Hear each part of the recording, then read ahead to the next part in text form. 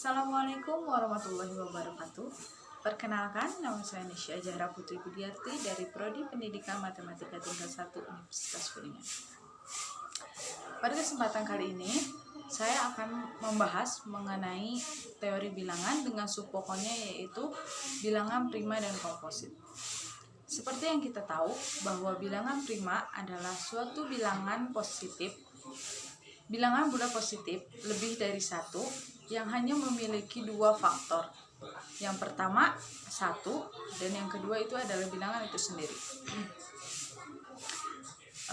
Kali ini yang saya bahas itu mengenai cara mencari bilangan primanya dengan suatu formula, dan formula yang saya gunakan yaitu formula Fn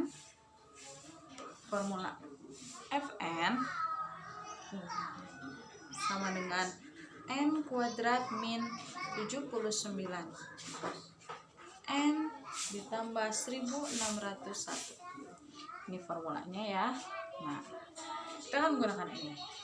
Nah, formula ini tuh digunakan atau dibuat untuk mencari bilangan prima yang lebih besar. Cara mencari bilangan prima yang lebih besar.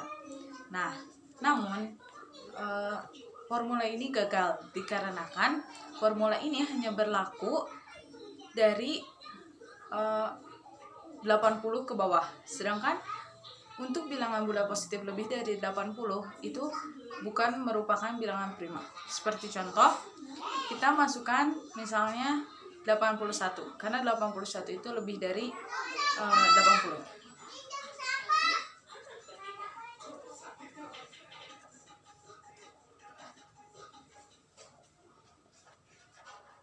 Nah, seperti ini ya, kita masukkan.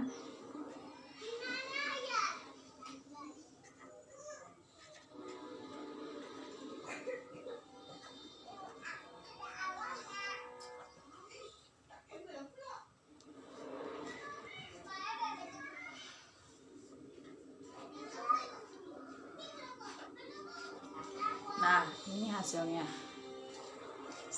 ya. Nah, ini ketika hasilnya 1763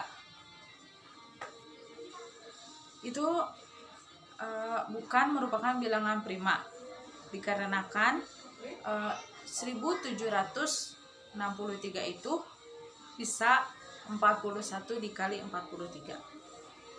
Jadi itu bukan merupakan bilangan prima, karena bilangan prima itu hanya memiliki faktor 1 dan bilangan itu sendiri. Nah, selanjutnya yang saya akan bahas mengenai teorema 5.1. Isi dari teoremanya yaitu setiap bilangan bulat positif n lebih dari atau sama dengan 2 memiliki faktor bilangan prima. Kita buktikan dengan induksi matematika. Untuk n sama dengan 2, teorema ini benar.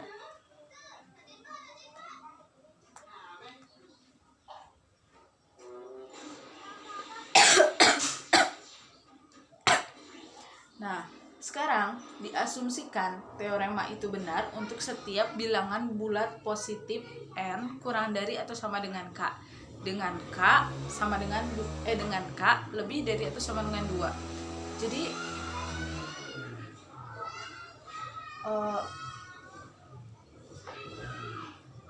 kan yang pertama itu teorema ini dinyatakan benar untuk n sama dengan 2. Nah, kita asumsikan untuk n-nya itu bukan 2 gitu. Nah, untuk kasus yang pertama, jika k plus 1 adalah bilangan prima, maka dengan sendirinya k plus 1 merupakan faktor prima untuk dirinya sendiri. Kasus yang kedua, yaitu jika k ditambah 1 bukan bilangan prima, maka k plus 1 merupakan bilangan komposit. Bilangan komposit adalah bilangan yang bukan merupakan bilangan prima. Seperti misalnya 4, 6, 8. Nah, itu merupakan bilangan komposit.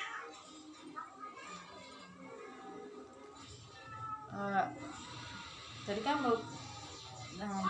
jika k plus 1 bukan bilangan prima, maka k plus 1 bilangan komposit. Dan tentu memiliki faktor D kurang dari atau sama dengan K. Kan sesuai dengan asumsi di atas, maka D memiliki faktor bilangan prima P, dan tentu P juga merupakan faktor dari K plus 1. Nah, untuk contoh, misalnya 12. 12, kita lihat angka 12. 12 ya. Nah, 12 itu kan memiliki faktor 1 kali 12, 2 kali 6, dan 3 kali 4. Nah, ya, dari sini kita dapat mengambil nilai K plus 1-nya itu, yaitu 3 ya. Nah, kalau 2 itu K-nya, kalau 3 itu K plus 1-nya. Nah, selanjutnya kita ke teorema 5.2. Isinya, jika P suatu bilangan prima dan P membagi A atau P membagi B. Bukti, kita buktikan dengan pembuktian tidak langsung. Beda ya dengan teorema yang pertama. Nah, untuk kasus yang pertama, anggap P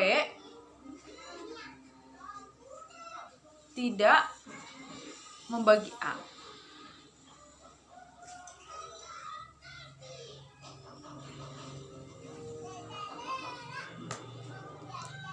Anggap P tidak membagi A. Jadi ini merupakan suatu kontra ya, kontradiksi. Nah, kan tadi kalau di isinya dikatakan bahwa P itu membagi A atau P itu membagi B. Sedangkan kita buktikan dengan menganggapnya P itu tidak membagi A. Karena P bilangan prima, maka A, P sama dengan 1.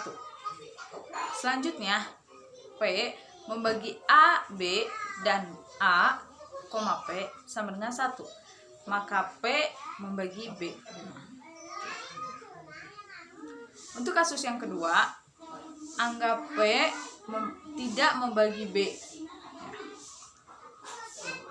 Karena P bilangan prima, maka pembagi P hanya 1 dan P. Ya, hanya memiliki 2 faktor, yaitu 1 dan P. P itu bilangan itu sendiri ya. Sehingga B, P sama dengan 1. Selanjutnya, karena P membagi A kali B dan B, P sama dengan 1, maka P membagi A.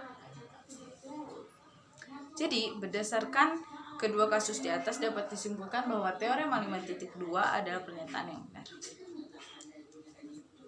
Kita contoh ya.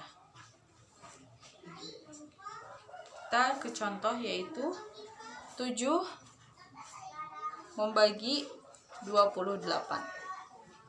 Nah, ya, 7 membagi 28 atau 7 membagi 2 kali 14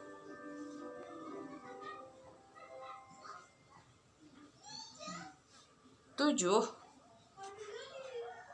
tidak dapat membagi 2 ya, tidak dapat membagi 2, tapi 7 dapat membagi 14 ya.